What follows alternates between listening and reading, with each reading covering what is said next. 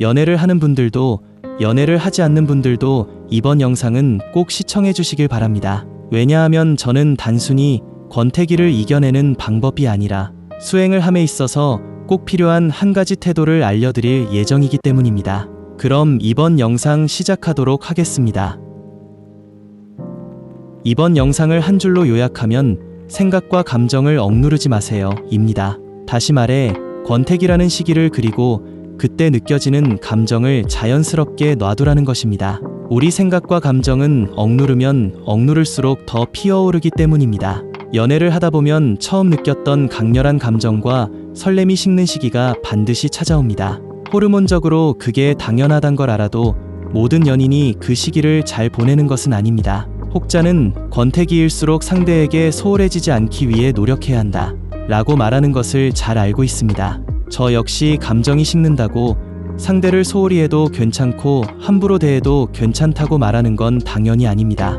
다만 자신과 상대의 감정이 변화하는 것을 자연스럽게 바라볼 줄 알아야 한다는 이야기를 오늘 하고 싶은 것입니다. 상대에게 소홀해지지 않기 위해 하는 노력은 분명 관계에 어떤 유의미함을 갖는다는 것을 인정합니다. 하지만 그러한 노력이 감정을 되살리기 위한 필요 이상의 애씀이 되면 그때부턴 오히려 관계에 악영향을 끼칠 수도 있다라는 이야기를 하고 싶은 것입니다. 다시 말하지만 감정은 억누르면 억누를수록 더 폭발하는 성향을 갖고 있기 때문입니다.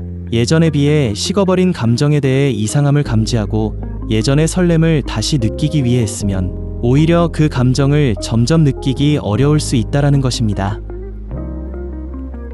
이건 비단 권태기에 느껴지는 감정뿐만이 아닙니다. 나에게 올라오는 부정적인 감정들 역시 모두 마찬가지입니다. 수행을 제대로 하다 보면 일상에서 평온함을 느끼는 시간이 점점 늘어나게 됩니다. 그런데 그러다 보면 명상이나 수행을 점점 수단화하는 함정에 빠지는 시기를 꼭 겪게 됩니다. 부정적 감정이 올라올 때 명상을 함으로써 그 감정을 제거하려는 함정에 빠지게 된다는 것입니다. 우리는 이 함정에 빠지는 걸 반드시 주의해야 합니다. 다시 말하지만 명상은 배경자아의 자리에 머무르는 것입니다. 그리고 이건 의도를 가진 행동 모드가 아닌 아무런 의도 없이 모든 것을 알아차리는 존재 모드로 그 자리에 존재하는 것입니다.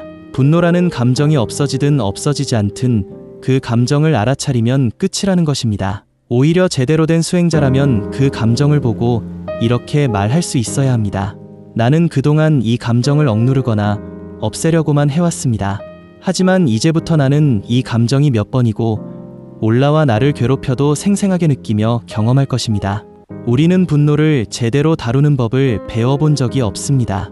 분노는 화입니다. 다시 말해 불입니다. 분노를 없애거나 억누르는 행위는 계속 불에 산소와 땔감을 들이붓는 행위입니다. 불을 가장 빠르게 끄는 방법은 그냥 놔두는 것입니다. 그냥 가만히 그 불을 관찰하는 것입니다. 그나마 할 수 있는 노력이 있다면 가만히 앉아 심호흡을 하는 것 정도입니다. 내가 지금 그 불을 빨리 끄려고 하는 건 그 감정을 온전히 경험하는 게 두렵기 때문입니다. 반대로 내가 그 감정을 가만히 놔둘 수 있다면 그만큼 단단한 내면을 갖게 되는 것입니다. 이 연습을 하면 다음에 같은 일이 나에게 벌어져도 이전만큼 분노가 발생하지 않습니다. 왜냐하면 그 감정을 경험하는 게 더 이상 두렵지 않기 때문입니다. 그래서 이전보다 훨씬 차분하게 문제에 대응할 수 있게 됩니다.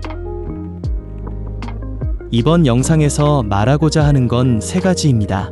1.